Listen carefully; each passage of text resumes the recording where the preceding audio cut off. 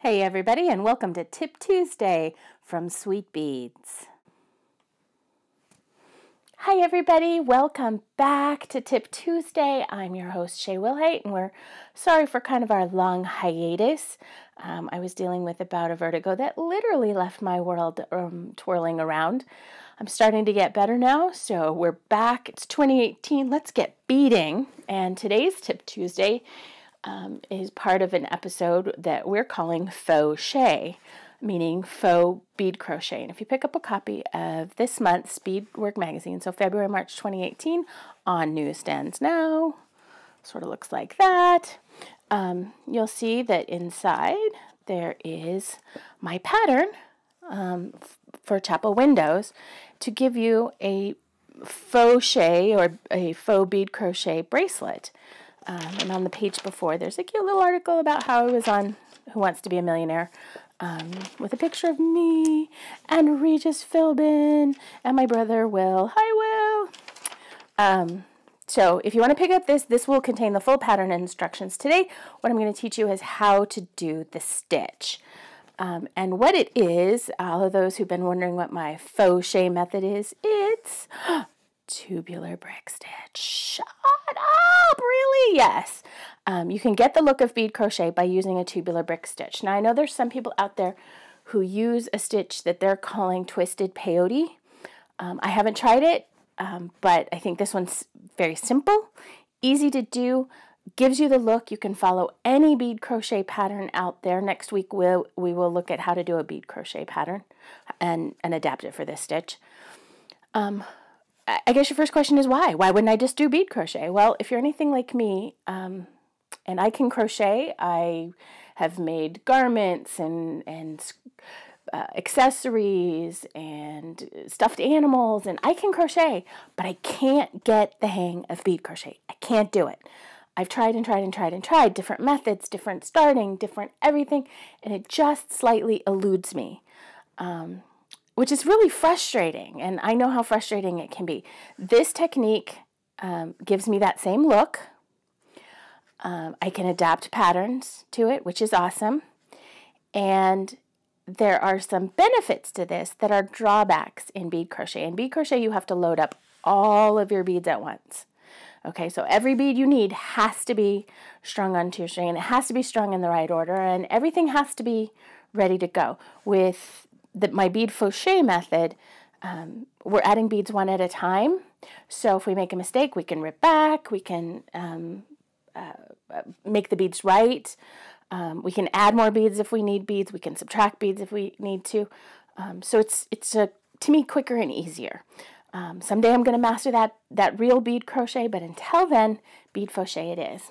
Now, I also do kumihimo, and I love kumihimo because it gives you that same look of bead crochet.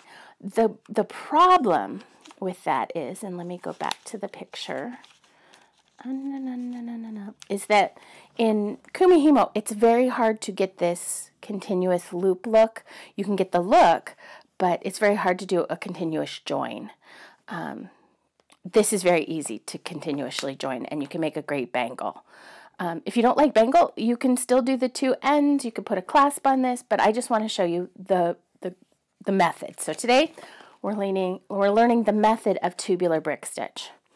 And if you want a pattern, again, pick up the magazine, or you can go to sweetbeadslv.etsy.com and you can pick up our bead faux-chet tutorial, which has other patterns in it. But for right now, I'm just going to use two colors, and I'm using size 6 seed beads for demonstration purposes. The pattern in the magazine calls for size 8s. You can do it with size 11s. If you're crazy, you can do it with size 15s. But you'll follow whatever your pattern you're following. But today, I'm just going to use a single color. The only reason I have one other color in there is just to show you how to begin it. We're going to start, and the pattern in the magazine and the bead faux-chet pattern are for a 6 bead around, meaning that the circumference is 6 beads around, and then forming the tube. So we're going to do the same thing. I'm doing this in size 6 seed bead, so it's going to be a little bit bigger than the bracelet in the magazine. But I'm doing this to show you with as big of beads as I possibly could. So in this case, I'm going to pick up, and just like any other brick stitch, it starts with ladder stitch. And you can always go back to our brick stitch basics because I'm going to go pretty quick on this ladder stitch. Pick up 2 beads. I'm going to go through both beads again, and then I'm going to have them sit next to each other like good little soldiers. And I actually want a little longer tail. There we go. And I could keep going from there, but here's my first tip, and that's the reason you're watching these videos. I'm going to go through both beads again, just as a stabilization measure. If you don't, this could wiggle woggle and really kind of mess you up, so there we go. And now I'm just going to keep adding beads. Remember, pass needle chases thread through the bead we just went through, and then in this case, up the new bead. In this case, I picked up a new bead. I'm going up the old bead and down the new bead. Again, refer to our brick stitch basics on how to do the ladder stitch. And I'm going to get the first 8 beads of my pattern. Remember that we're doing a 6 bead around, but I want 8 beads to start.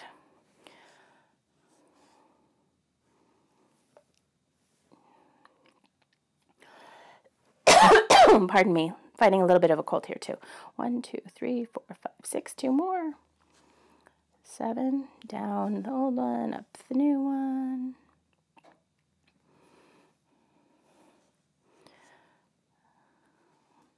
Up the old one, down the new one. Okay. So you want 2 more beads than your pattern starts with. Okay, so it kind of looks like that. 1, 2, 3, 4, 5, 6, 7, 8. Okay? Now, this is the trickiest part of the whole thing. We're going to bring this one around. Okay? See what I did here? My thread is going down, but I'm bringing it around so that my last bead added, that last bead, sits between the first 2 beads. Okay? Between those first 2. And then I'm going to go under the bridge of thread between those first 2 beads, like that. Sorry, that was me making silly noises. I make silly noises at my dogs all the time. Sometimes I forget I'm doing it for other people. So if you hear weird noises, it's not as weird as you think it is, or maybe it's weirder. It's just me making strange noises with my mouth, so that I usually do it to get my dog's attention. Okay.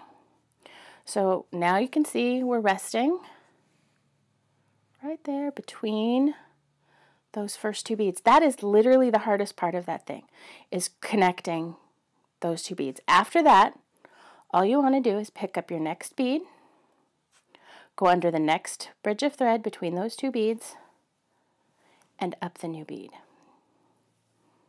Okay? You can snug them up if you want. Now, you can see he's a little, he's a little loosey-goosey. That's okay. Don't stress about it. Under the next bridge of thread, up the new beads.